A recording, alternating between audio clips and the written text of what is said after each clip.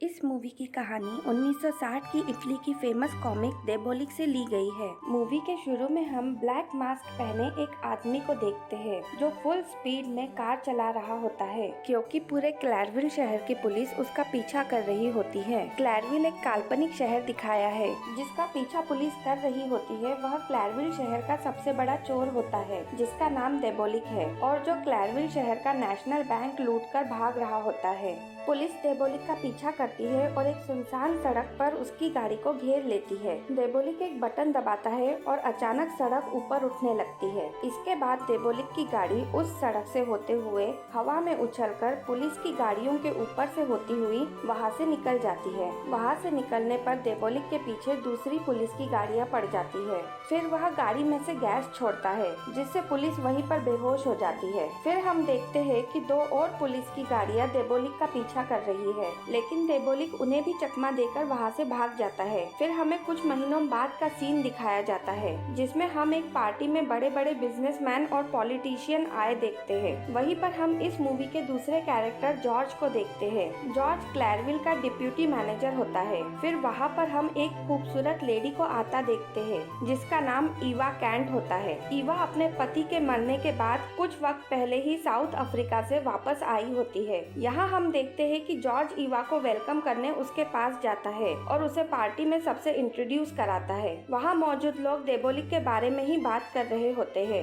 ईवा उनसे पूछती है ये कौन है। उस पर वहाँ मौजूद एक आदमी कहता है देबोलिक का चेहरा आज तक किसी ने नहीं देखा। अच्छा है आप उससे नहीं मिली क्योंकि देबोलिक से मिलने का मतलब मौत है। पार्टी खत्म होने के बाद ईवा घर जाने के लिए निकलती है तो जॉर्ज उससे कहता है कि मैं आपको घर छोड़ देता हूँ, पर ईवा उसे मना कर देती है और अकेले घर के लिए निकल जाती है। जब वह घर जा रही होती है तो उसे लगता है कि कोई उसका पीछा कर रहा है। यहाँ हम एक आदमी को देखते हैं जो ईवा को रोक कर उससे कहता है कि वह एक इंस्पेक्टर है और उससे कुछ जरूरी बात करना चाहता है। इस इंस्पेक्टर का नाम जेंको होता है। जेंको ईवा को बताता है कि उसकी जान खतरे में है। देबोलिक का अगला निशाना वो हो सकती है क्योंकि वह साउथ अफ्रीका से अपने साथ एक बहुत कीमती पिंक डायमंड लेकर आई है। वो उसे सावधान रहने को कहता है। इस पर ईवा उससे पूछती है कि वो मेरे और पिंक डायमंड के बारे में कैसे जानता है। इस पर इंस्पेक्टर जेंको कहता है उसे सब कुछ पता होता है। इंस्पेक्टर जेंको ईवा से पूछता है कि वह किस होटल में रुकी है। इस पर ईवा कहती है होटल एक्सेलसियर। फिर वह ईवा से पूछता है कि वह डायमंड कहाँ पर है तो वह बताती है कि वह मेरे रूम के लॉकर में है। जाते जाते वह ईवा से कहता है कि हमारे बीच हुई कन्वर्सेशन के बारे में किसी को न बताए क्योंकि देबोलिक का असल चेहरा आज तक किसी ने नहीं देखा। वो कोई भी हो सकता है। वह यहाँ मौजूद वेटर हो सकता है, मेरे पीछे न्यूज़पेपर पढ़ने वाला आदमी हो सकता है, मेरे लोगों में से कोई हो सकता है। इसलिए मैं चाहता हूँ कि आप इस कन्वर्सेशन का जिक्र किसी के भी सामने ना करें। यह कहकर इंस्पेक्टर जिंको वहाँ से चला जाता है। फिर हम देखते हैं कि ईवा को ग्रैंड होटल एक्सेलसियर में एक पर्सनल वेटर प्रोवाइड कराया गया है जिसका नाम रोबोटो है। रोबोटो अपने कलीग से बात कर रहा होता है। तभी हम देखते हैं कि देबोलिक खिड़की के बाहर खड़ा होकर उनकी सारी बातें रिकॉर्ड कर रहा होता है। इसके बाद हम देखते हैं कि जब रोबोटो अपने घर जा रहा होता है तभी देबोलिक उसे चाकू से मार देता है और उसकी लाश को सीवर में फेंक देता है। अगले सीन में हमें देबोलिक का चेहरा दिखाया जाता है। देबोलिक रोबोटो की रिकॉर्ड की हुई आवाज सुन रहा था और उसकी आवाज कॉपी करने की प्रैक्टिस कर रहा था। उसने ये प्रैक्टिस तब तक की जब तक उसने रोबोटो की आवाज परफेक्टली कॉपी नहीं कर ली। इसके बाद हम एक और नए कैरेक्टर को देखते हैं। इसका नाम एलिजाबेथ है और ये देबोलिक की वाइफ है। वह किसी औरत के साथ दिखाई है जहाँ पर वह औरत एलिजाबेथ से कहती है वॉल्टर जैसा हस्बैंड हर औरत पाना चाहती है जो उसे एक आलीशान लाइफ दे और उसे जॉब क्विट करने की आजादी दे। यहाँ पर जिस वॉल्टर की बात हो रही होती है वह और कोई नहीं देबोलिक है। दरअसल बाहरी दुनिया में लोग देबोलिक को वॉल्टर के नाम से जानते हैं। वह औरत एलिजाबेथ से पूछती है क्या तुम ठीक हो। तब वह उससे कहती है कि वॉल्टर हमेशा ही बिजनेस के काम से बाहर रहता है, मैं उससे बहुत कम मिल पाती हूँ। कभी कभी तो वह सिर्फ कुछ घंटों के लिए ही घर आता है। इस पर वह औरत कहती है कि वो बहुत सारा पैसा कमाता है और क्या चाहिए। इस पर एलिजाबेथ कहती है कि उसे सिर्फ वॉल्टर चाहिए, वो जब भी उसके साथ रहती है खुश रहती है। इसके बाद हम ग्रैंड होटल एक्सेलसियर के मैनेजर को देखते हैं जो लेडी कैंट ईवा का वेट कर रहा होता है। थोड़ी देर बाद होटल एक्सेलसियर में लेडी कैंट की ग्रैंड एंट्री दिखाते हैं। वहाँ मैनेजर लेडी कैंट से कहता है कि अगर आपको किसी भी चीज की जरूरत हो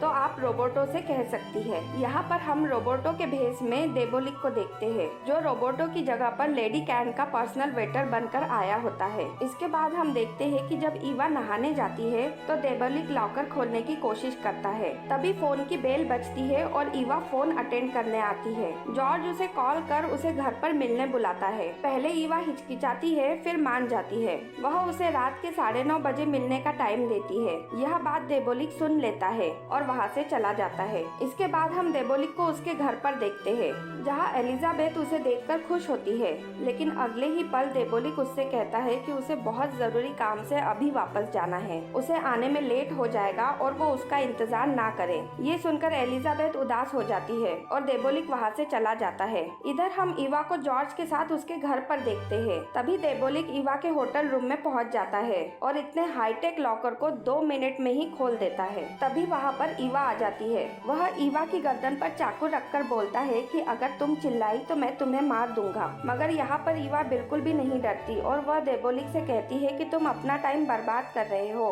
क्योंकि यह पिंक डायमंड नकली है। असली पिंक डायमंड मैंने बेच दिया है। तुम चाहो तो इसकी जांच करने के लिए इसे अपने साथ ले जा सकते हो, और अगर यह डायमंड नकली निकला तो तुम मुझे इसे वापस कर देना। देबोलिक ईवा से कहता है जो कुछ भी तुम बोल रही हो, अगर वह झूठ निकला तो मैं तुम्हें मार दूंगा। ईवा को देबोलिक का यह अंदाज पसंद आ जाता है और वो उसकी तरफ अट्रैक्ट हो जाती है और उसे किस करने जा रही होती है। तभी देबोलिक वहाँ से गायब हो जाता है। इसके बाद देबोलिक उस डायमंड को लेकर चला जाता है और उस डायमंड की जांच करता है। इसके बाद एलिजाबेथ को दिखाते हैं, जो रात में नींद से उठ जाती है और हॉल में खिड़की से बाहर देख रही होती है। तभी वो जमीन के नीचे से किसी को बाहर निकलते हुए देखती है। वो डर जाती है। फिर उसे पैरों के चलने की आवाज आती है। वो रॉड लेकर दरवाजे पर जाती है और देखती है कि वहाँ पर देबोलिक खड़ा है। वह देबोलिक को बताती है कि उसने किसी को जमीन के नीचे से निकलते हुए देखा है। वह बिल्कुल तुम्हारे जैसा दिख रहा था। इस पर देबोलिक उससे कहता है कि ऐसा नहीं हो सकता,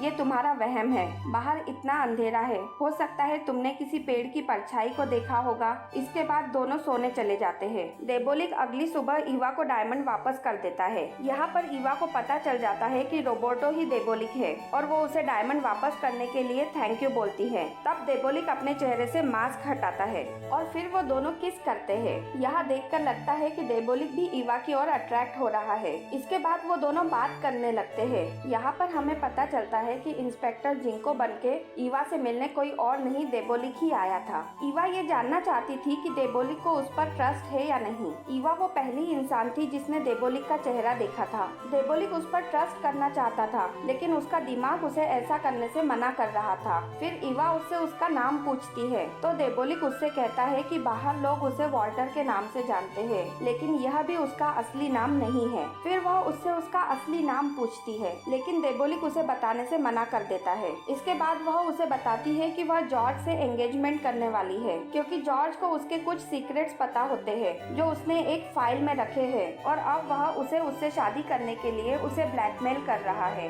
यहाँ हमें ईवा का पास्ट दिखाते हैं, जिसमें वह एक बार में सिंगर थी और साथ ही वह एक गैंगस्टर की गर्लफ्रेंड दिखाई है। और जॉर्ज को ये भी पता होता है कि ईवा ने पिंक डायमंड बेच दिया है। इसके बाद देबोलिक ईवा से कहता है कि वह उसके लिए वह फाइल लेकर आएगा। वह कल दोपहर कैफे में उसका इंतजार करे। जब एक आदमी उससे आकर कहेगा कि लेडी कैंट आपकी आंखें बहुत खूबसूरत है, तो समझ जाना वो मैं हूँ। इसके बाद वह वहाँ से जाने ही वाला होता है कि होटल का मैनेजर रोबोटो को ढूंढता हुआ ईवा के रूम में आ जाता है। तब ईवा देबोलिक को अलमारी में छुपा देती है। जब मैनेजर ईवा से रोबोटो के बारे में पूछता है तो वह उससे कहती है कि वह यहाँ से चला गया है। इसके बाद मैनेजर ईवा के कमरे की तलाशी लेने लगता है। इधर ईवा देबोलिक को कोड लैंग्वेज में बताती है कि जब मैं तुम्हें बाहर आने को कहूँगी तुम तभी बाहर आना। रूम की तलाशी लेकर मैनेजर वहाँ से चला जाता है। फिर देबोलिक भी वहाँ से चला जाता है। दूसरी तरफ हम सुबह एलिजाबेथ को चाय पीते देखते हैं, जो चाय पीते पीते कल रात की बात को याद कर रही होती है। इसके बाद वह गार्डन में उस दरवाजे को ढूंढने लगती है जहाँ से देबोलिक बाहर निकला था।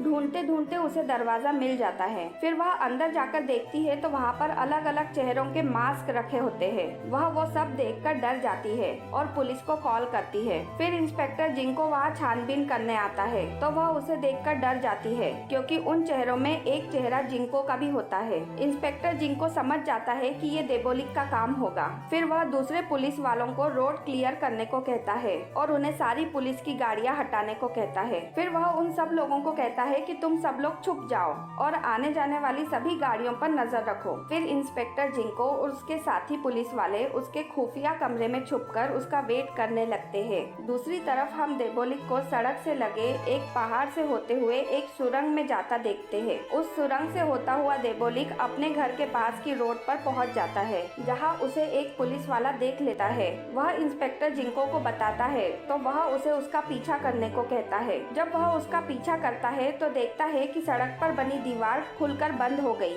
वह इंस्पेक्टर जिंको को इन्फॉर्म करता है कि देबोलिक आ गया है। फिर जैसे ही देबोलिक रूम में एंटर करता है, इंस्पेक्टर जिंको और पुलिस वाले उसे घेर लेते हैं, लेकिन वह उन्हें चकमा देकर लॉन में बने दरवाजे से भागने की कोशिश करता है। तभी बाहर खड़े पुलिस वाले उसे पकड़ लेते हैं। यहाँ पर एलिजाबेथ को उसके पति की सच्चाई पता चलती है। दूसरी तरफ हम इवा को कैफे में देबोलिक का इंतजार करते देखते हैं। तभी वहाँ पर बैठे कुछ लोग बात कर रहे होते हैं कि देबोलिक को गिरफ्तार कर लिया गया है। अगले दिन हम कोर्ट में देबोलिक की हियरिंग देखते हैं, जहाँ इवा भी आई होती है। कोर्ट हियरिंग में देबोलिक ने अपने डिफेंस में कुछ भी नहीं कहा। तभी इवा उससे कोड लैंग्वेज में पूछती है कि मैं तुम्हारी क्या हेल्प कर सकती हूँ। तब देबोलिक उसे कोड लैंग्वेज में बताना शुरू करता है, जिसे इवा एक डायरी में लिख लेती है। यहाँ पर देबोलिक उसे उसके खुफिया कमरे में जाने का रास्ता बताता है। वह उसे एक दीवार के बारे में बताता है जिस पर कुछ लिखा होता है। वह उसे बताता है कि उस दीवार की तीसरी ईंट को प्रेस करना है। इवा जैसे ही दीवार की तीसरी ईंट को प्रेस करती है, एक खुफिया सुरंग का रास्ता खुल जाता है। इसके बाद इवा देबोलिक के कहे अनुसार वहाँ से कुछ ड्रग्स और उसकी कार लेकर वहाँ से चली जाती है। उसके अगले दिन वह जॉर्ज से मिलने उसके ऑफिस जाती है और उससे कहती है कि मैं तुमसे एंगेजमेंट नहीं करना चाहती क्योंकि मैं तुमसे प्यार नहीं करती। तुम्हें अगर मेरा सच बताना हो तो तुम बता सकते हो। इस पर जॉर्ज इवा से कहता है कि मैं ऐसा क्या करूं कि तुम मुझसे प्यार करने लगो। फिर इवा उससे कहती है कि मुझे तुम्हारे पैसों से कोई मतलब नहीं है। मुझे ऐसा इंसान चाहिए जिसके पास पावर हो और जो कुछ भी करने से डरता नहीं हो। इस पर जॉर्ज कहता है कि मैं अपनी पावर कैसे साबित करूं। इसके बाद इवा टेबल पर पड़ा न्यूज़पेपर उठाती है और उसमें न्यूज़ पढ़ने का नाटक करती है। फिर वह जॉर्ज से कहती है कि मुझे देबोलिक से मिलना है। जॉर्ज उससे वजह पूछता है तो इवा कहती है कि यह मोस्ट वांटेड क्रिमिनल है और इस तक पहुंचने के लिए पावर की जरूरत है। मैं देखना चाहती हूँ कि तुम इस तक मुझे पहुँचा सकते हो या नहीं। अगर तुमने मुझे इस तक पहुँचा दिया तो मैं तुमसे शादी कर लूंगी। जॉर्ज मान जाता है और इवा को देबोलिक तक पहुँचा देता है। देबोलिक को मौत की सजा सुनाई गई थी। इसके बाद वह देबोलिक से मिलकर कुछ देर में बाहर आ जाते हैं। फिर हमें देबोलिक की मौत का दिन दिखाया जाता है, जहाँ देबोलिक को सर कलम करने के लिए लाया जाता है। उस जमाने में फांसी नहीं दी जाती थी, बल्कि लोगों का सर कलम किया जाता था। इसलिए देबोलिक को गिलेटिन के सामने रखते हैं, जिसमें उसका सर फंसाया जाता है।